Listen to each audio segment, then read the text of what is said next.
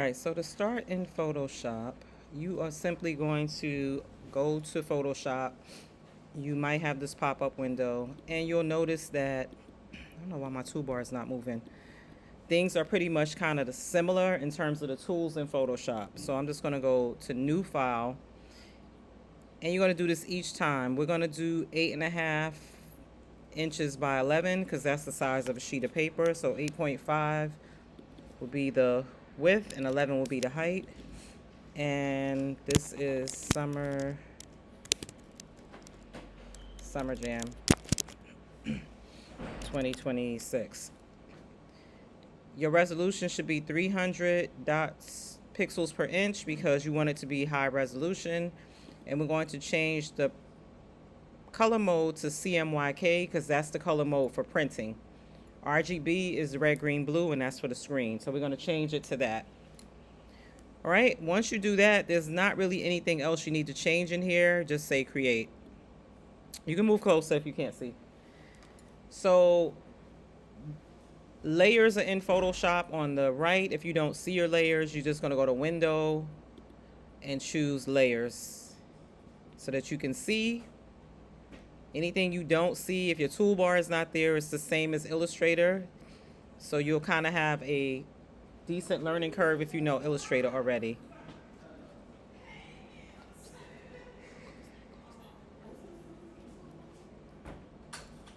So, all right, we're going to move on. So we're going to move on to show you how to do the basic stuff. So here's our layers. First layer is going to be a background layer. So if you know you want colors, you can either use your paint bucket or your gradient, and it's automatically by default going to take the color that's on top. So I have red on top. Maybe I want, I don't know, green. Whatever color it is. Nah, that's ugly. Let's go with this.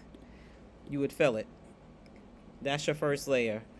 I encourage you to put things on different layers because that is going to make doing this easier when you need to fix stuff.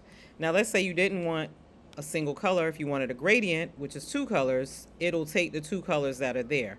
So let's say I don't want that blue for my bottom color to my gradient. So let me change that to, I don't know, gray. So now when I choose my gradient, and I'm just going to click and drag. Whichever way I drag is the way it does it. You have options up here if you want to do a circle, a diamond, whatever. So you can pick how you want your gradient to look. So this is how you get to finesse your page. All right, let's say we got that. We like that. Cool. I'm going to create a new layer because I want to have things separately. Now, if you want to get the layered look like some of these samples, like this. Oh, you can't see it, but like this. I can show you how to do that. The easiest thing I would say is to find somebody that's on a background that's a solid color so you can isolate it. If not, and you have Canva, you can use the premium version of Canva to isolate the image. But I'll show you how we used to do it old school back in the days in Photoshop. Let's see, Jay-Z. I don't know. An image of him. We always want to make sure that we use the tools and choose the size and make sure it's a large size image. So now I have a large image of Jay-Z. I want to try to find one with him on a solid color background because it's going to make my work much easier. And you don't want to do a body photo. You want to do a headshot. This is a good one, but it might take something else off. This is the hard work right here. Let me try this one. I'm going to drag it to my desktop, and I'm going to go back to Photoshop, and I'm going to go File, Place, Embedded. I'm going to look on my desktop for Jay-Z. Boom. So I have this image of him, and it's a nice large image. I want to get rid of the background, so I'm going to press the return key to accept it. Use my quick selection tool, which selects based on color. And it's taking a second because this is a large picture to load. And you'll see the little ants. You see nothing happen. Hold on. I'm sorry, I'm using magic wand. The magic wand, when I select it, it puts ants around everything that it's going to take out. So I'm just going to press the delete key. Okay, now this message came up because I have to do what is called rasterizing my layer first. So I'm going to right click on it and I'm going to look for rasterize. And I knew because I saw the little square right after I did it. Now when I delete it, it comes right out. See how it deleted everything that was the same color? Again, a quick fix to that is using Canva, and you can do it that way. So I'm going to go and do Control D or Command D on a PC. And I'm going to do Control D again because I'm on a Mac. And I'm just going to zoom in, and get all of the parts that's in his hair out. Get that out. Every time you want to deselect, you have to press Control D.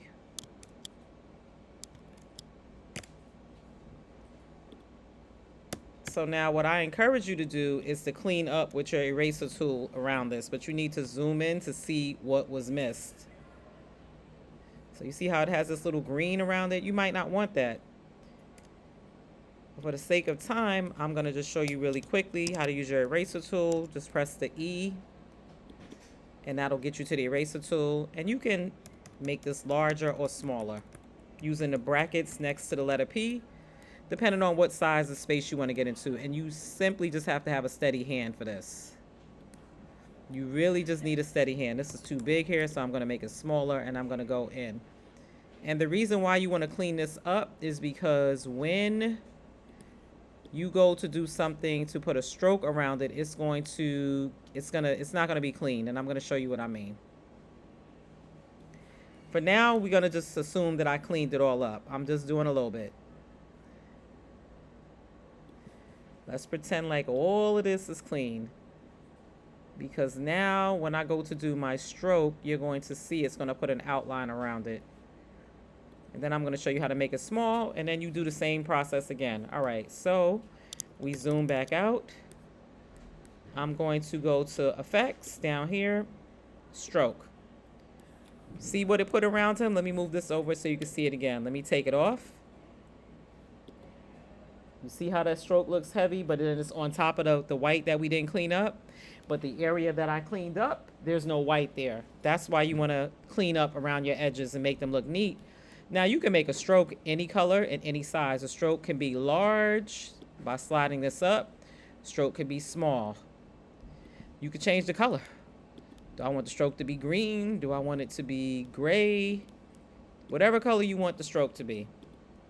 Okay, let's say that that's what I wanted. You could also do bevel and emboss, and it makes things pop. Drop shadow, outer glow. All of these things do different things. Pattern, we're not going to do the pattern. We're not going to put a gradient over him. We're not going to do a color overlay, but they do different things. You'll want to do more of those with your text. But you'll decide. So now I'm going to make this smaller because I have to fit 7 other people on this cover. Control T makes it smaller, and I'm going to hold the Shift key. Oops, it's not doing it proportionally. I don't want it to shrink it.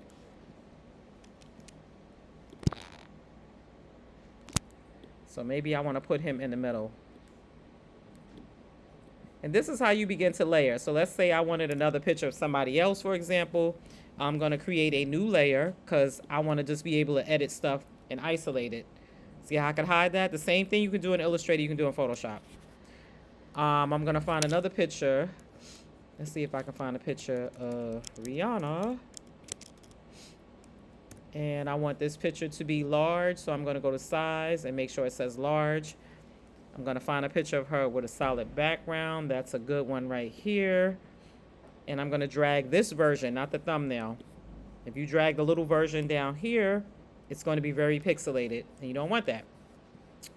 All right, so we got a picture of her. We're going back to Photoshop, and we're going to go to File, Place Embedded again. This time it's Rihanna. I'm going to place her. Boom. I'm going to rasterize this first, so I'm going to right-click, rasterize layer, and I'm going to use my magic wand. Oops, not quick selection. I want to use magic wand. My mouse slipped. Gonna select it. It's gonna select stuff that's the same color. See how I got most of her stuff out? It did really good. I don't want to touch the hair. Control D. I just want to get the yellow out. And again, you would zoom in and you would say, oh, I need to clean that yellow up around her hair. Let me use my eraser tool. Let me make my brush bigger and let me start cleaning up her edges. Why is it not moving? It's not doing anything. Am I on the right layer? Boom, Control D. Oh, I had to take the selection tool off. And now I can start cleaning up her edges. And you might want to go in here and take some of this yellow out. But for the sake of time, see how I can see how her edges are not good?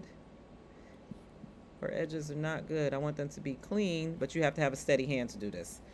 So now I'm going to put another stroke on it, or whatever, because I just feel like it. And I'm going to use the same color I did last time. But you see what I mean about not cleaning up stuff. When you don't clean up, your stroke tells that you didn't clean up. So even with the stroke there, oops, I can go back and clean up the places that I can see exactly what it missed based on where the stroke is. It won't erase the stroke, but it'll erase the stuff outside of the stroke. So that's a good way to see what you need to clean up. If you put a stroke there, you'll see exactly what you need to clean up. And I'm also going to get rid of the Fenty letters because we don't need those. I'm going to do that on this side. Hers is pretty good. Hers is actually pretty good. Oops, I didn't mean to do that. I did too much. All right, let's get that. And you see how in her hair right here, it's part of the letter behind her. So I could do one of two things. I can erase. If you want to copy something, you can use a clone stamp. I can clone stamp it. So I choose the clone stamp. I'm going to press the Option key, which is, I think, the Alt key on yours. And you might have an Option key on the PC. And I'm going to say sample from here. I'm clicking my mouse. I want to click from here, and I want to bring that down here. And it's going to do exactly wherever that little, see that fine here? That cross here, I don't know if y'all can see it. Let me zoom in some. And I'm going to go back and clean up. I'm going to say select from here. Oops, Option, and fill it in down here. And it's doing exactly that. It's taking from where I pressed the mouse at. Now I'm going to go back and press my eraser tool and clean this up because I see that it's also bringing too much of this border over. All right, so now we got 2. We would do this for 7 people if you want to layer them. You do your pictures however you want to do them. I'm just showing you the finessing part. So I'm going to do Control T or Command T if you're on a Mac. Try not to make them look distorted, and I'm going to layer her. That's the trick to getting that.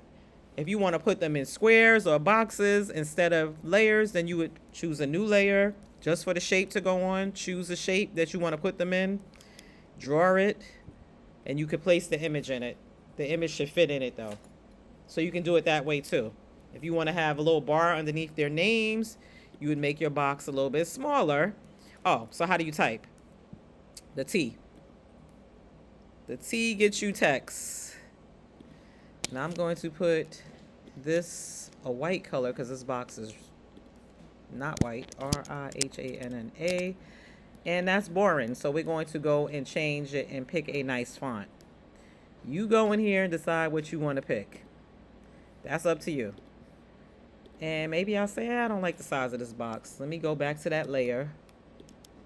Window. Why don't I see my layers? Layers. And the box is all the way down here. I can move the box up. Oh, I see what I did. I moved the box, the wrong box. So I'm going to Control T, make this box a little bit smaller.